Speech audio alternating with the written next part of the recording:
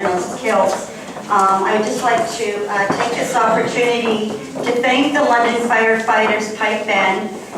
They did a wonderful job, and I think everybody really enjoyed them. I know I did. And I just told them I wear my thistle with pride. I have a permanent thistle tattoo, so I'm a good Scotsman too. The London Firefighters Pipe Band was originally formed in 1921 as the St. Thomas Legion Branch 41 Pipe Band. Since then, the band has performed and competed under several names, including the Chrysler Highlanders, McNish Distillery Pipe Band, and St. Thomas Police Pipe Band. Since 2003, the band has been sponsored by the London Professional Firefighters Association. Thank you so much for sharing our British Home Child Day with us. It's much appreciated.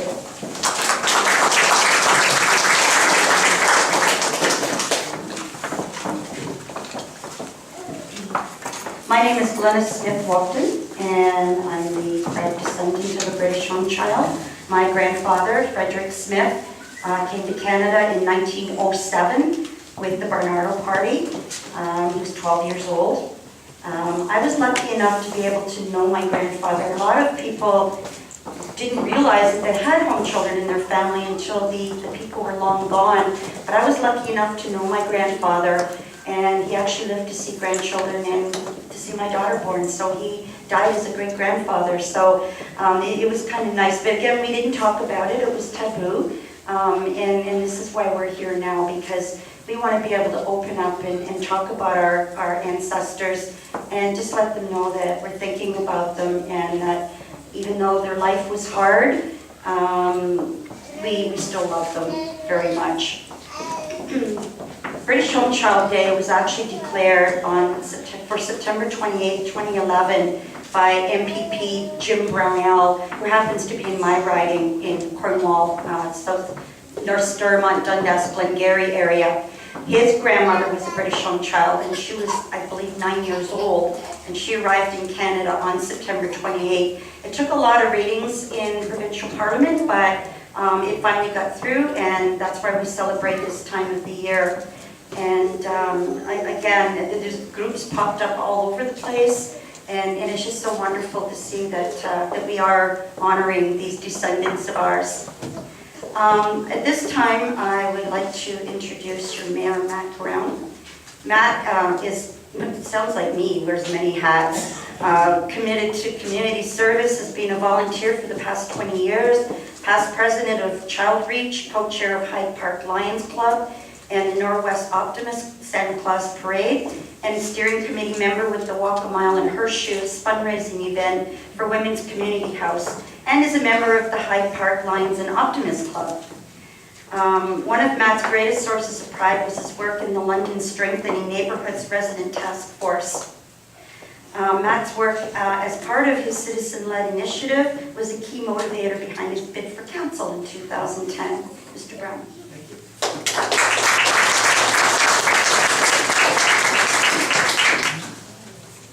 Well, thank you so much for that kind introduction. It's my pleasure to be here, and I'm also joined by my two children, John and Braden, hi guys, and my wife Andrea. My schedule is such that it can be a pretty busy one, so this is kind of like a date too, so welcome to our date. I want to thank everyone involved for inviting me to today's British Home Child Day in Ontario. I understand that we are observing British Home Child Day for the first time in Western Ontario since 2011. So thank you to the British Home Child Group International for continuing to help us remember the thousands of children who were sent over to Canada and other British colonies to work as farmers, do domestic work.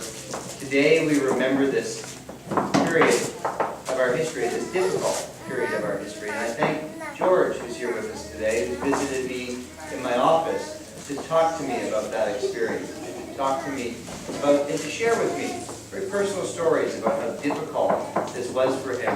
And I'm so proud of George, because as soon as he was able, actually a little bit earlier than he was supposed to, he went off and he joined our Canadian military, and he served with honor and World War II. So just before I continue on, I want to give George...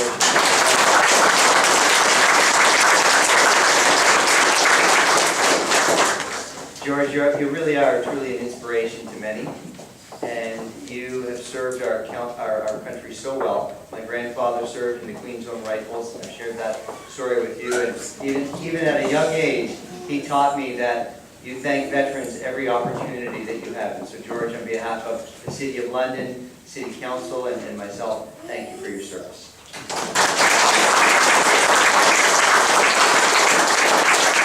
And thank you everyone who is here today, the organizers, the volunteers, everyone who has come to recognize this day. Because what you're doing is you're providing people with an opportunity to learn about this part of our Canadian history. And for the opportunity for stories of these children to be shared and to be remembered. Thank you so much. Thank you.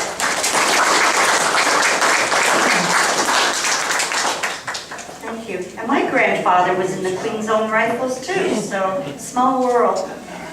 I think the story is really getting out there. I actually live in Eastern Ontario, and on Thursday I drove as far as my mother in North York and stayed there till I came in yesterday. But I went to visit my aunt, who is the daughter of our British home child, and she doesn't get out much anymore. Usually when I go to Toronto, I usually take her the search awards. And she loves to just sit and do those. But when I got there to visit her the other night, she pulled me in her apartment and said, I'm just so excited. I just don't know what to tell you. And she threw me this page from Search Award.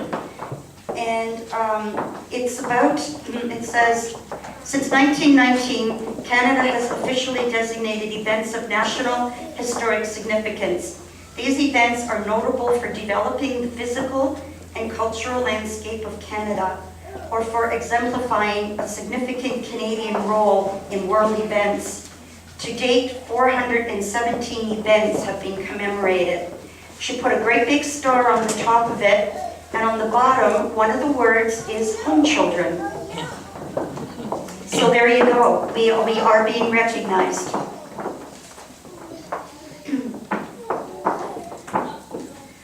I'm going to ask our Media Relations Director, Mr. Mike Quackenbush. There you are, thank you.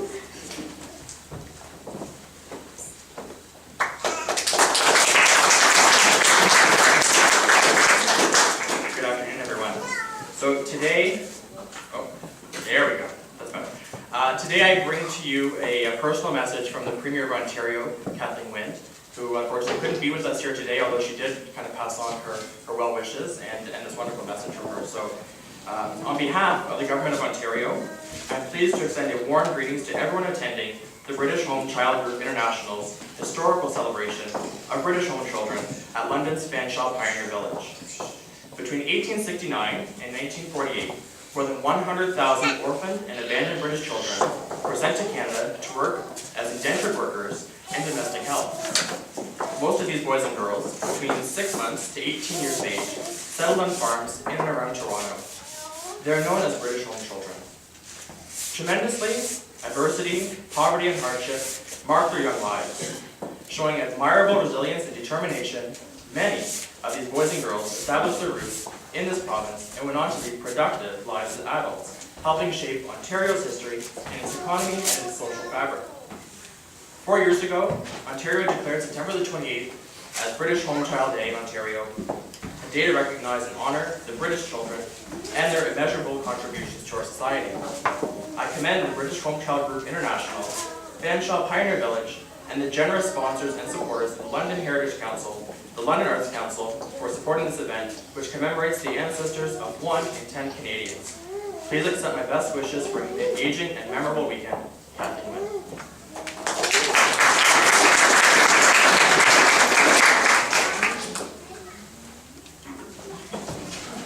Sorry, I'm vertically challenged here.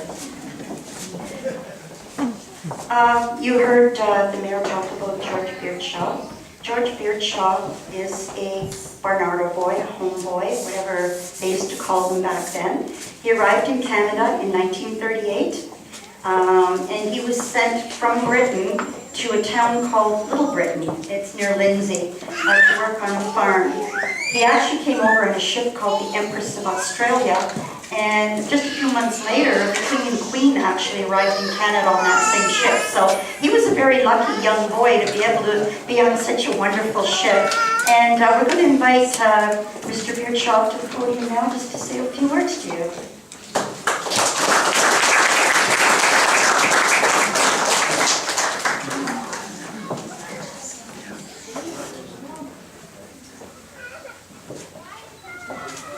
I have nothing prepared. I'm just going to do it right off the cuff. I'm so happy to be here. I'm so glad I came to this country. What a wonderful country this is. Oh, I have so many words I want to say to you people. I'm so excited. I spoke in Toronto last year on behalf of the Hope Children, also as a second member of the Victoria Life Force, and somehow or other I got a standing ovation. I don't think I can get one today. No, but it's all on film somewhere. I haven't seen it yet. But I'm so glad that people could make it. I love this country. I had two other brothers came here. My oldest brother came here in 1934, and he used to write back to me and send me letters. How he had a motorcycle and he was doing 60 miles an hour over here, all that kind of stuff. That's country built. Anyway, when you're in the home, you can't wait to get the heck out of there. But I had a good time when I was in the home. I was not Church of England, so I was put in a separate house. And the rest of them, there were 800 boys in this garden city, and we all went to this church there, except this one house of 35 boys. In this house, we had Wolf Cubs and Boy Scouts. I got to be a sixer, and I got to be a trophy, and all those kind of wonderful things. Cyril Hewitt was supposed to be here, another home away. He came over on the same boat with me, and he was in another cottage, and he said, George, he said, you've got to be something. He says, because that cottage there, they used to go outside to church, and the people in the outside used to send us to the seaside and all that kind of stuff, and the guy just stayed in the home and he did nothing. So I was a lucky guy. I met Lord Baden-Powell. We went to Gilwell, and we went to London, met Lord Baden-Powell. So let me tell you a few other things. I can brag now. I saw Lord Baden-Powell, and who else did I see? I saw Mr. Montgomery, General Montgomery, and we had him over here for our 100th anniversary of the Queen's Old Rifles that I met here. And by some strange coincidence, there was a guy who said to me, he says, George, keep your distance. Keep your distance. Who the heck's this guy? He says, don't you know me, George? I said, no. He said, I can go on the same boat as you. I am in charge of looking after Montgomery, small boat. People like that. Another time I was going back before I went overseas, and I was taking my last leave, leaving the station, going down the steps, and I met this guy asking for tea can away, when he got out, he said, "What?" I hadn't seen the guy in 5 years, and he just came over to the next party after me, Mrs. Small. And I've met other people like that. It's a strange life. People with all the time. I've had a wonderful time in this country. I'm 92 years old, and I want to stay around for a lot longer because it's such fun. It's such a fun country. I love it here. And my wife there. I've got one more guy I want to mention. There's a guy all the way from Holland. It's funny, you're mine all the way from Holland. I think just to be here, to be talking to you people. Hey. And he's written Stand up.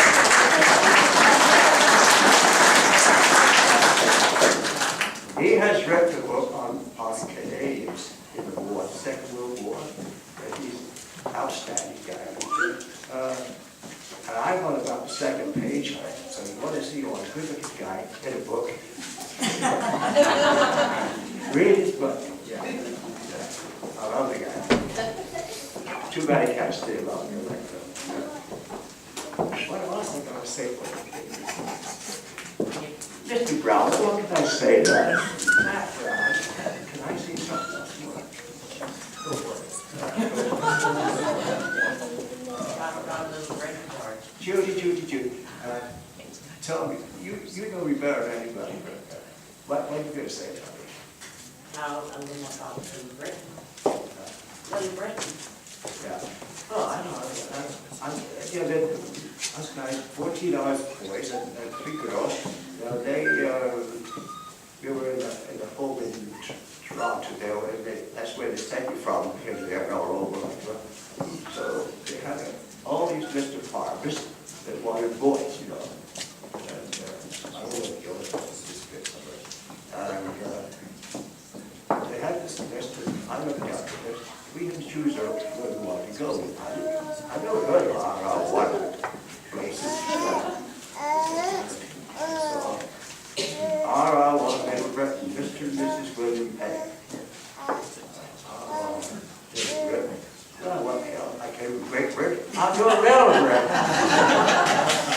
And that's where I went. And I met.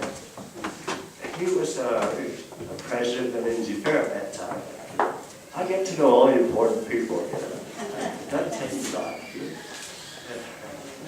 Yeah. Well, I could say more, but I made a speech in Toronto last year, and a whole bunch of Dutchmen, you know, they were there, and I was writing.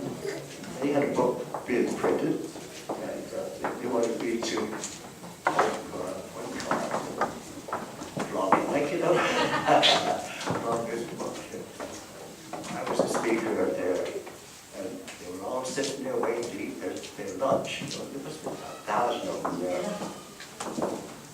They told me, George, your speech is too long. I said, I don't care, I'm only halfway through. So anyway, I think they were all pissed off at me because they were waiting for their broke. What the pufferjays? They were. Yeah, They were kind of peed out because the pufferjays were getting cold. Okay, so what do you think now? What do you think now?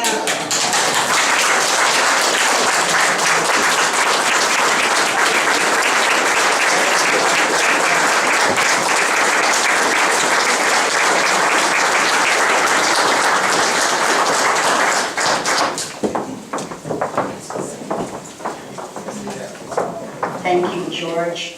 Your speeches are always nice. I was at your speech at Pioneer Village there last year. I was there, and Sandra was there, and Karen was there. We were all there. Yeah. I hear there's a movie made about it.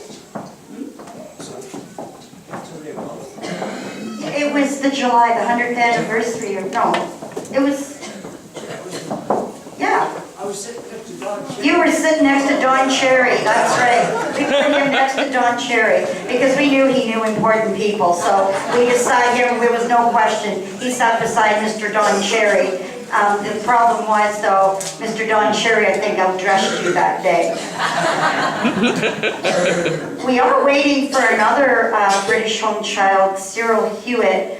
He seems to be a little bit late. So what we're going to do is we're just going to go on to, I guess we'll do Claire. Do you want to go next? Okay.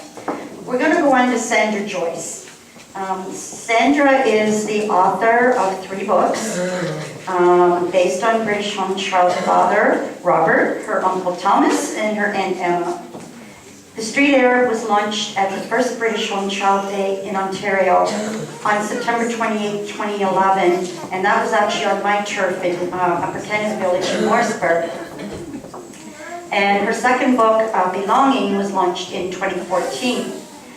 Sandra is an advocate of the British Home Children and has given up to 190 presentations on this subject across Canada. She's a native Torontonian and studied journalism at the Ryerson University. During her tenure at CBS Records, she was an award-winning publicist. Today marks the launch of Sandra's third book, Trees and Rocks, Rocks and Trees. This is a reader for youth, 10 years and up. There are questions and answers at the back of the book to help the young understand the subject matter, and there's also topics for discussion. I'm pleased to present Sandra Joyce.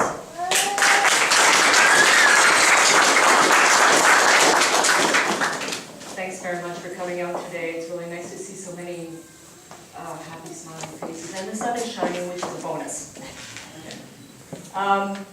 Little did I know when I found out that my dad was a home child that 10 years later, I would be going around and doing presentations, and I would have written my third book.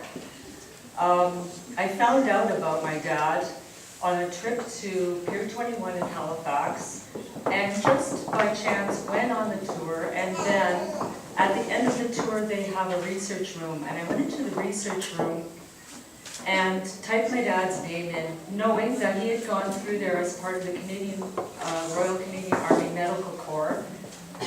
All the military went through Pier 21 and came back through Pier 21. And I expected fully to find that on when I found his name.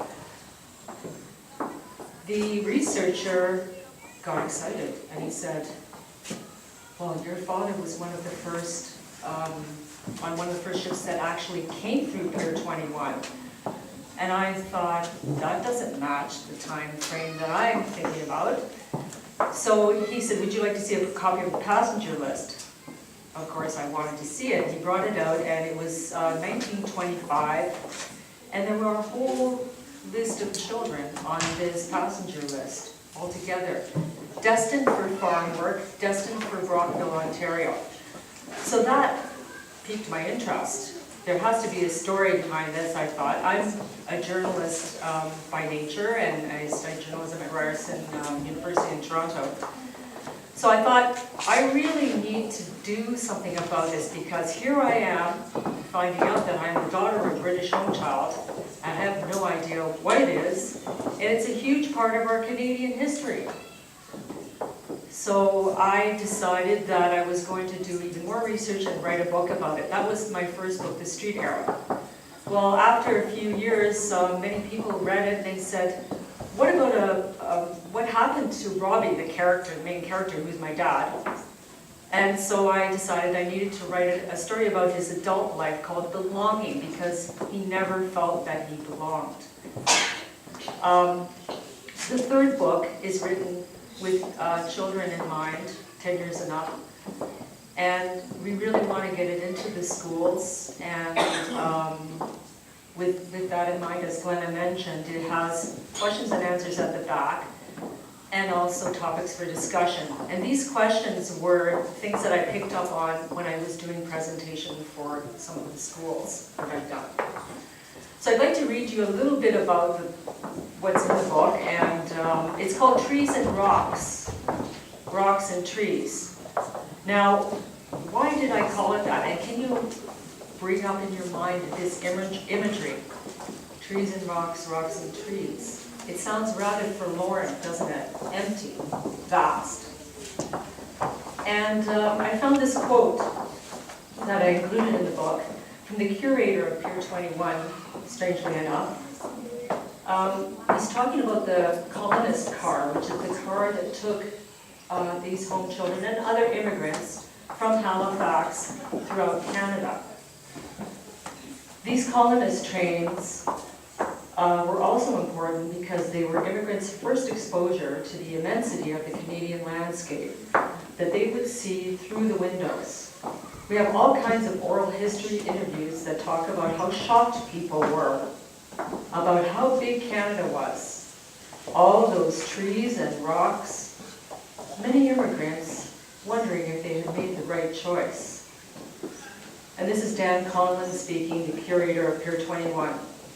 So it must have seemed quite frightening, especially to children, when they come from Great Britain, which was much more populated than Canada. So I'll read you a little excerpt from the book. On the sixth day at sea, Robbie was back at his customary place at the bow when he saw something brown and solid extending along the horizon.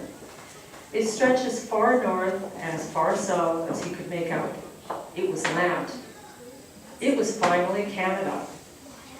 Suddenly, his knees buckled.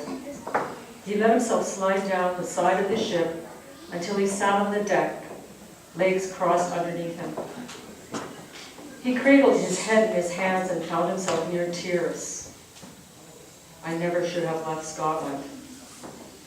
He felt like he was falling, like he had in the hospital after his burn, like in the poorhouse when he gave up on his mother coming back, like when his father and that woman had left them at the homes, like a dog with its belly exposed.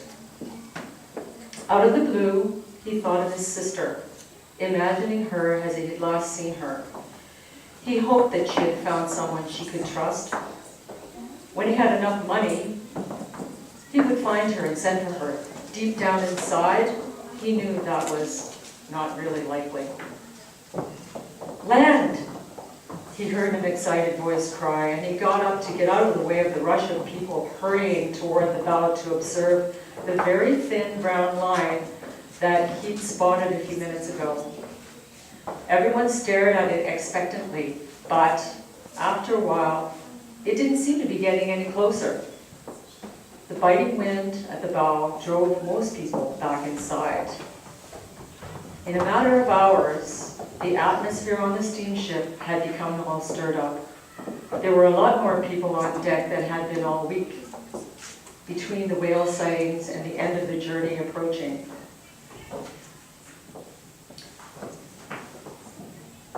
Overnight, the land had taken on definite shape and a rich earthly color. You could even make out trees. In fact, it looked like the whole coast was a forest, standing up straight and dense, like bristles on a brush.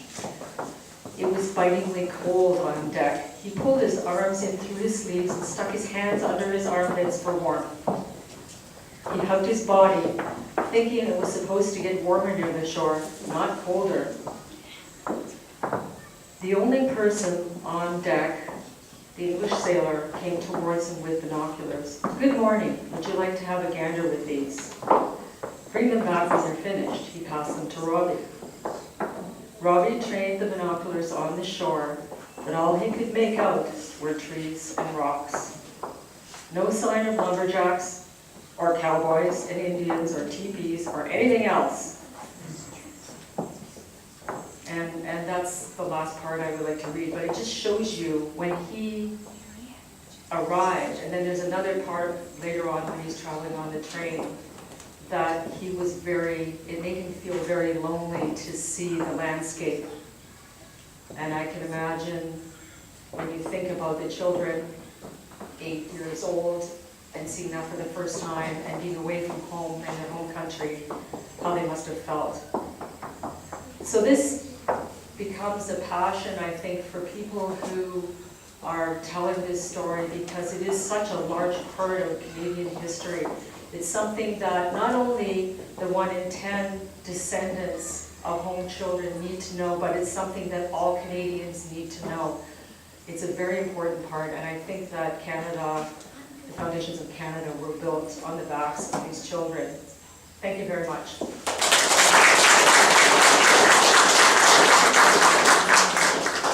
If anybody's interested in any of Sandra's books, she has some here with her today in the Orange Lodge over on the other side. And I believe this one's available as well. Don't anybody go anywhere, we've got Irish dancers coming.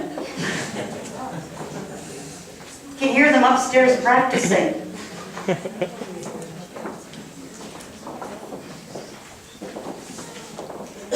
I'm introduce you to a young lady named Claire Halstead. She's a PhD candidate in history at the University of Western Ontario. Her research focuses on British children who were evacuated to Canada during the Second World War, unlike our British home children. She's the author of Dangers Behind Pleasure Ahead, British Canadian Identity and the Evacuation of British Home Children, and Dear Mummy and Daddy, Reading Evacuees' Wartime Letters. She's the creator of the world's first evacuee database, which includes over 3,000 children. Her work has been profiled on CBC Radio and in newspapers and magazines across the country.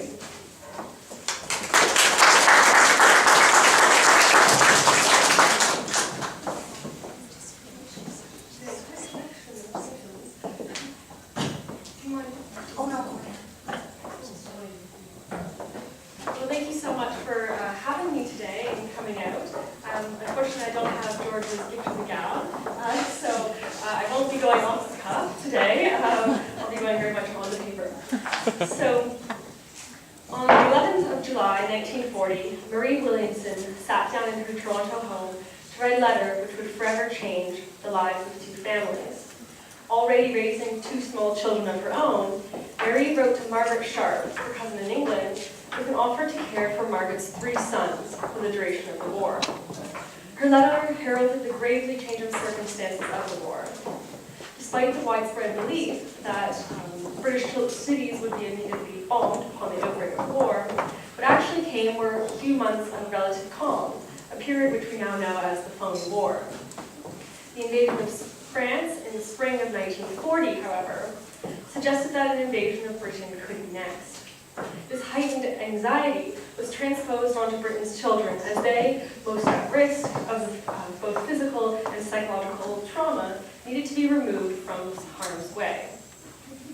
Marie's letter illustrated this fear as she wrote, "The more children we can have out of England, the better we will be pleased." Like thousands of Canadians who put pencils to paper to offer safe homes to British children, Marie promised that she, her family, and her friends would clothe and look after the boys just as if they were their own. With such offers of hospitality in hand, as a bit of rattle of Britain raged in the skies above, streams of children said farewell to their parents and set sail for Canada. After a number of successful arrivals in Canada, tragedy struck when the SS Benares, carrying 90 evacuee children, was torpedoed in September, after leaving the port on the fateful Friday the 13th.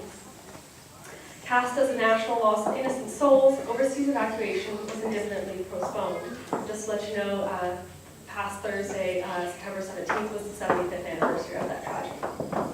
So in total, however, 1,532 children came through the government scheme as the Children's Overseas Reception Board, which I might refer to now as CORB. An additional 1,600 came through private arrangements, and they safely arrived in homes in Canada. So my research focuses on British children who came just in the Second World War. The children are often referred to as evacuees or guest children, and they were voluntarily sent to Canada by their parents so that they could be protected by war. Although we now know that Britain has not invaded, the threat was very, very real. So throughout my research over the past 4 years, I've had many people, understandably, confuse evacuees with British home children, and I understand that British home children, or people researching them, get confused, or people get confused with it as well. So speaking to you today, such an educated audience on the topic, is such a pleasure because we're able to distinguish between the two groups. We'll talk about the differences between the two. We'll share some evacuees' experiences of evacuation, and we'll include some tips if you're willing to do some research on your own family. So for similarities, home children and evacuees came from Britain, obviously. Both came as children, so not as adult immigrants, and both, of course, came to Canada. However, whereas home children were usually orphans, and now the term, as we understand it, means that you didn't have any parents. Back then, it meant that you could just have had one parent. So usually they were orphans, whereas evacuees were not necessarily orphans at all. They presumably had loving families who wanted to keep them safe, so much so that they were willing to send them alone to live with strangers in a different country, across an ocean, for an unknown length of time. Furthermore, as home children were to stay in Canada permanently, evacuees were temporary immigrants. After the war, the majority of them did return back to Britain. Therefore, evacuees should be associated just with the Second World War. The home child movement was instead much earlier. It began in the mid to late 19th century. By the 1930s, British immigration had slowed just to a trickle, and the major reason for that was because of the Depression. Another difference between the two groups is that evacuees, on the whole, had a much more privileged experience. And I'll get to this in a minute, don't worry, I will read some letters. We're getting to the juicy bit. So this is not to say that evacuees did not experience familial separation and sadness and even long-term psychological struggles. But they were not brought to Canada to fulfill any sort of labor shortages. While British home children often arrived in Canada and were placed in work homes or residential schools or farms, evacuees were carefully placed in Canadian foster families. These homes were rigorously investigated, actually. They went through a very strict process of being vetted, and then when the children were placed there, they were monitored quite frequently. Such preferential treatment, therefore, was not given to the British home children. In fact, while Canada might have needed home children, at the time of the war, Canada wanted evacuees. Canada wanted the opportunity to care for the children of Britain, its imperial mother. We may not think of today in terms of the empire, but certainly in the 1940s, the bond was very strong. This was so much so the case that Canadians had offered help to help the British children even before war broke out. The Globe and Mail article, Our Duty to British Children, from the 8th of July 1940, so it's before war broke out, publicly reflected Canada's imperial obligations by, quote, helping little princesses in the palace to the babies of the slums. This sense of duty inspired widespread nationwide pledges. Specialists, for example, at the Toronto Hospital for Children and the Department of Pediatrics at the University of Toronto offered to supervise the health of evacuees, while Rotarians in Lindsay, Ontario proclaimed their unanimous support for sheltering British children. The Canadian Corps even offered assistance from veterans organizations in response to the hospitality shown by them in the last war, as, quote, every man who served in the Canadian Army carries locked in the chambers of his memory very grateful thoughts of the kindness many paid to him in private homes in England, Scotland, and Ireland from 1914 to 1919. By June 1940, a survey conducted by the Voluntary Register of Canadian Women revealed 10,000 homes were ready for British children. To show a nationwide dedication to the cause, the Globe and Mail printed a symbolic roll call. New Brunswick ready, 100 offers in Alberta, Nova Scotia willing, welcome in Montreal, prairies are ready. Evacuees were therefore not used as a source of labor, but instead were philanthropic causes. Because of the imperial and patriotic sentiment, and because of the Benares tragedy that halted the evacuation program, evacuees became little wartime celebrities, and this is really what I argue in my research. Rather than refugees, they became known as guest children, a term that was highly preferential and implied that these children were not unwanted, or simply far distant family members coming to live with their distant relatives in Canada for the war. So with all that said, my research examines these evacuees' experiences more broadly, and a problem that has faced historians and researchers is that we really didn't know who these children were. We roughly knew that some came, but we weren't able to identify who they were. So to fix this, I created my database, which is, knock on wood, been working so far. This means that if any of you are wondering if a family member was an evacuee, you can most certainly contact me and I can hopefully confirm that for you. Another problem is that we don't really know what the children thought of their experiences. Most certainly oral interviews are important and have uncovered, but I've also uncovered hundreds of letters written by the evacuees to their parents during the war. So these reflect how the children perceive their evacuation and their family separation. So the following excerpts are all in their words. When I quote. For instance, 9-year-old Tom Sharp, bound for the Williamson household in Toronto, decided to narrate his voyage aboard the Duchess of Bedford, which illustrates how he conceptualized his migration. Tom decided to narrate the journey as an adventure tale, explaining, quote, my last letter is the first chapter of the story called From Liverpool to Toronto.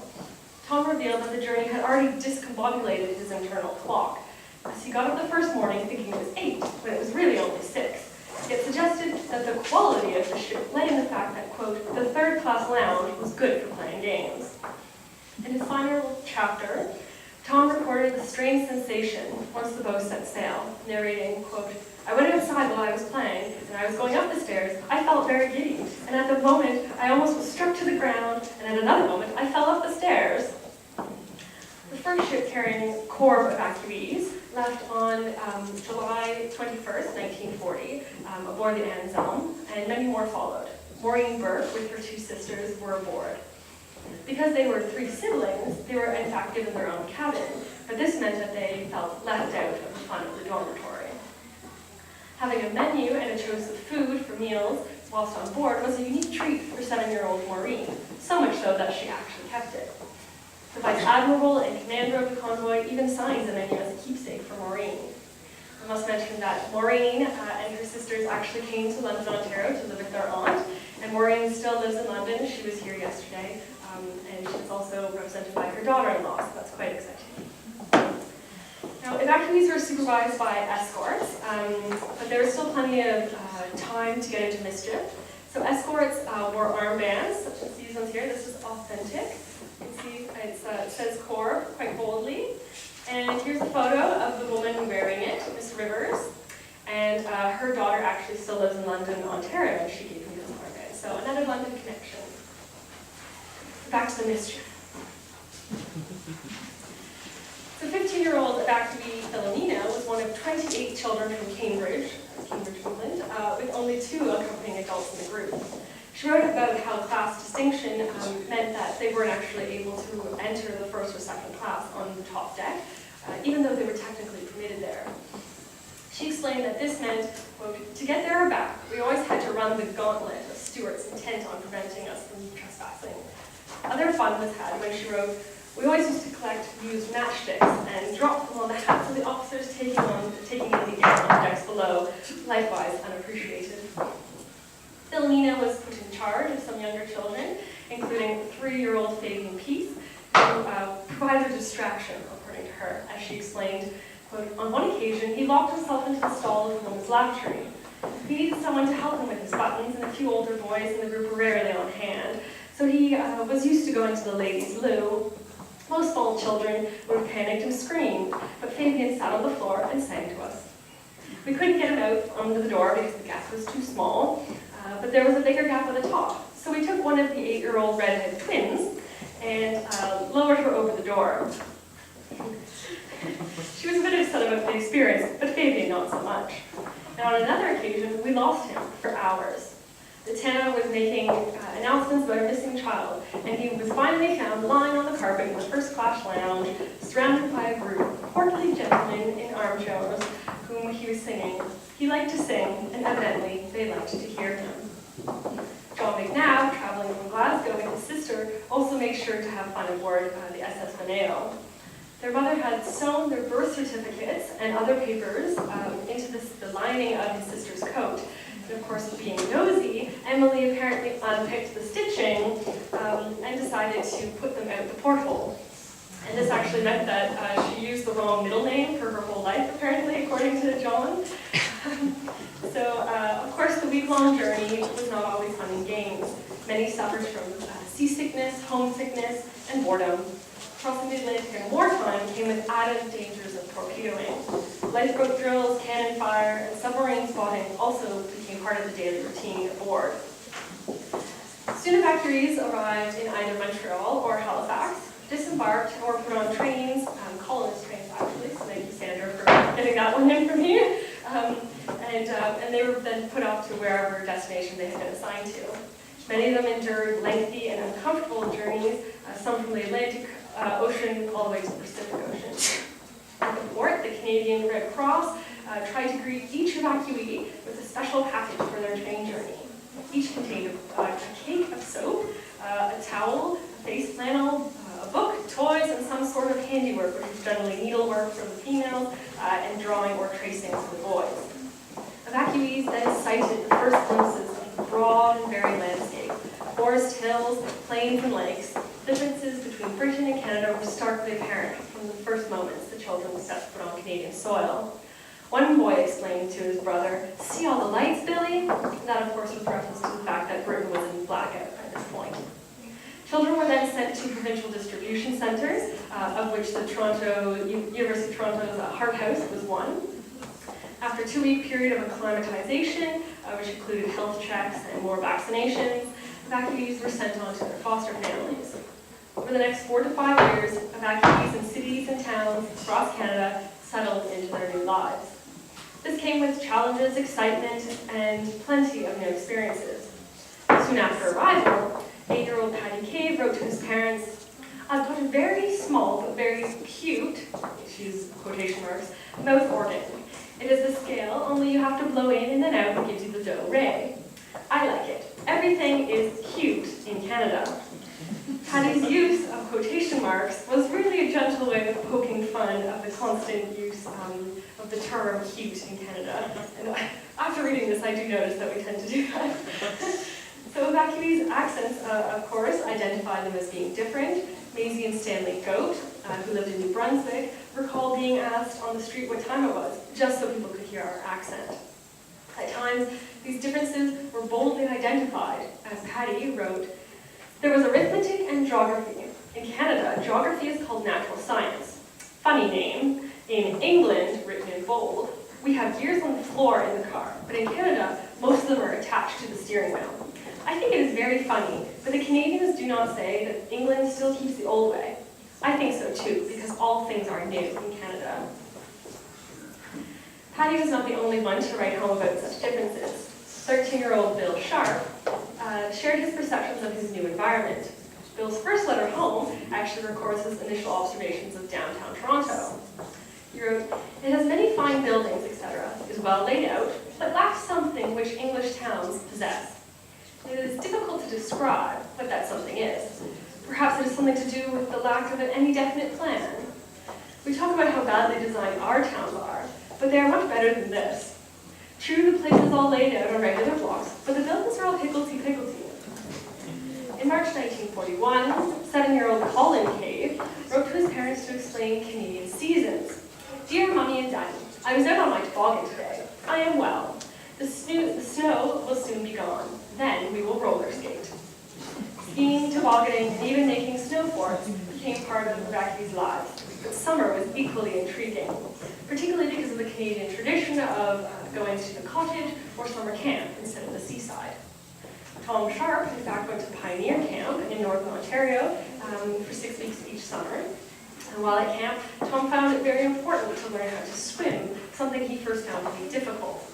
Over the 2 summers, he proudly tracked his progress, writing, "I'm glad to say I can swim about 13 feet, and set himself the goal of swimming 25 feet by the end of the summer, which he did achieve." Tom also proudly noted at camp that he was old enough to sleep in a tent, previously he only slept in a cabin, and that when their leader had gone away, they were able to sleep in the tent alone. Tom's brother Bill, in fact, wrote to their mother in 1940 with a proud tone, saying, Tom seems to be growing up very rapidly. He has changed so much since he came out here that you will hardly recognize him. Largely due to the Williamson training and my absence, he's become immeasurably more self-confident and is now perfectly capable of standing on his own feet rather than someone else's. Perhaps my favorite letter of the hundreds I have read was one from Tom in 1941 when he wrote about going to a circus, and he just wrote, "There were some bears riding bicycles and seals playing God Save the King. One man came down on a bicycle, then jumped more than 10 feet in the air, then plunged into some water." So that sight was just fabulous to me. Who knew seals could have such talent? By 1944, the threat of invasion had lessened to such a point that some evacuees were able to return home. Others had reached the age of military service and therefore returned to Britain and started in the forces. Early returns, however, meant that some arrived just in time for the V-2 rockets or the Doodlebugs. Dennis Drew, who was evacuated to Windsor, Ontario, and his sister returned home in 1944 and recalls seeing these flying bombs. His sister had a nervous breakdown because of it. After VE Day, the remaining evacuees trickled home. Saying goodbye to their Canadian foster families and friends, however, was filled with emotion. As Mary Kuhn came to leave her home in Stratford, Ontario, her foster mother decided to write her goodbye message in her autograph book. On July 21st, 1945, her foster mother wrote, "Dear Mary, when in the twilight you are sitting, and your mind from care is free, when of loved ones you are thinking, will you sometimes think of me?" Writing his goodbye in the form of a poem, Mary's foster mother signed the message, "Love, Ma Hollerbeck." Mary King vowed to return to Canada permanently and returned to Stratford in 1947 and now lives here in London, Ontario. So affected by their time in Canada and because of the grim post-war austerity in Britain, many evacuees permanently emigrated to Canada. So if you're wishing to confirm, as I said, a family member, please feel free to contact me. But if not, just keep in mind that evacuees came between 1939 and 1945. Another way is to confirm that, of course, they're British. Some other children did come from Europe in more limited numbers, for example, from Czechoslovakia, but they were referred to as refugees rather than evacuees. And of course, confirm that they came alone. Some children did come with their mothers, and sometimes they are considered evacuees, but there was no state-funded program, so it's a little bit of a gray zone. And lastly, I use the term evacuee throughout this presentation, but they were also known as broadly British children, and most popular, of course, was British guest children, especially in newspapers at the time. So in conclusion, these evacuee stories seem much happier than the legacy left behind in the British home children. Although we cannot assume that all evacuees had wonderful experiences in Canada, it does seem that evacuation was facilitated on very different grounds than the home child movement. While the care of children, home care children were left up to those who had authority over them, the Canadian government ensured that evacuees would be properly cared for. Although no wartime document survival cover explicitly identifies the harsh conditions that home children had in the previous decades, I would like to think that by the Second World War, Canadians somehow had learned from their child care experiences. Thank you very much.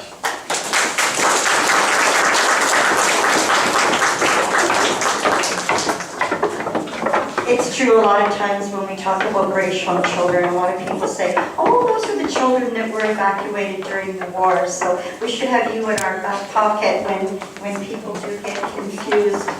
I'd like to thank everybody for speaking today and helping to celebrate British Home Child Day. So now we're going to have the treat. We're going to have the Corrigan Irish dancers. The Corrigan School of Irish Dancing opened September 15, 2004. Nora Corrigan, the director, left Riverdance after 5 years of touring and performing for hundreds of thousands of people around the world. Nora returned to her hometown of London, Ontario to pass on her dancing skills and performing experiences to future generations of Irish dancers. I'm going to introduce you to Heather. And Heather's going to introduce the dancers, but just give us a second and we'll move this big clunky thing out of the way for you.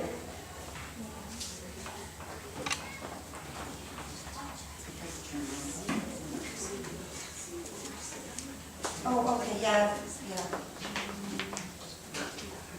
You can talk first. Okay. Hi, everyone. Today we have some dancers from the Corrigan School of Irish Dancing, as was mentioned. All of the girls that are here today are preparing to go to the Eastern Canadian Championships in November. So even our youngest one that you're going to see today, she will be going to the championship. They all practice between 5 to 12 hours a week, and they're all working hard to get ready for that. We're very honored to be here and be a part of this day with all of you, and I hope you enjoy the show.